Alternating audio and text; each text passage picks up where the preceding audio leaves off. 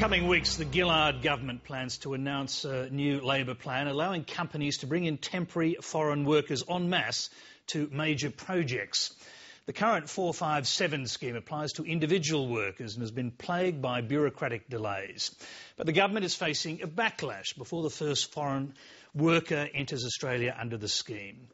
The union movement is furious, saying its concerns have been ignored and intends to campaign against the plans as they stand.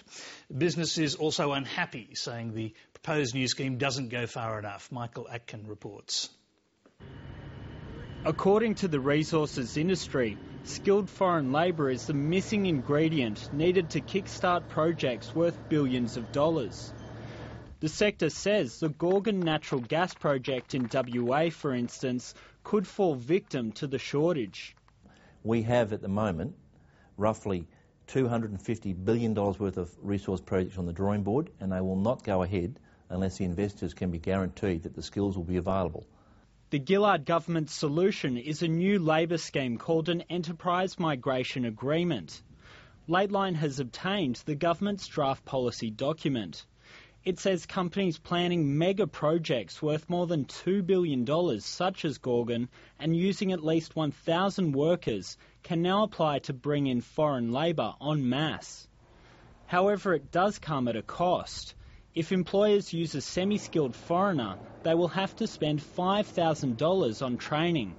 Unions are furious.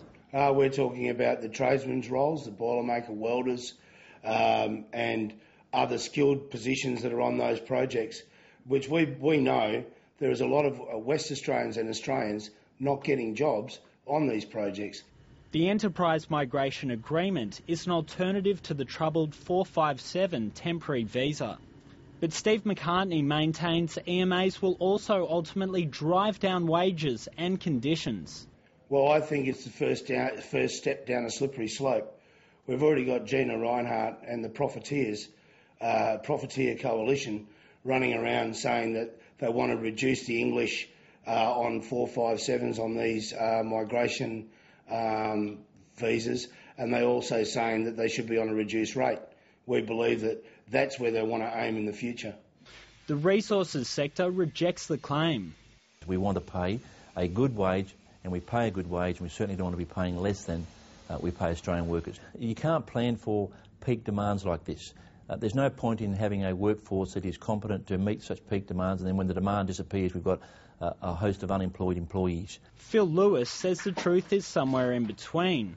The labour market expert believes bringing in foreign workers will slow the growth of Australian wages. There's definitely going to be a push for lower wages. I think that's the whole point of the exercise. Clearly, if you can allow migrants to do these jobs, there's going to relieve that pressure, and there's going to be lower wages than they would otherwise have had. Professor Lewis says the new agreements will have a positive economic impact. Where there are shortages of labour holding back the mining sector, increasing the amount of labour in the mining sector will have a beneficial effect. I'm not sure that the migration policy that they've adopted, the enterprise system, is actually the best way to go about it, but it clearly will have a positive effect. But industry is disappointed, arguing that the definition of a mega project at $2 billion is too high. The best outcome would simply be that it applies to all resource projects where there is a skill shortage. So the fact that a project costs $1 billion or $10 billion does not necessarily mean that it is labour intensive.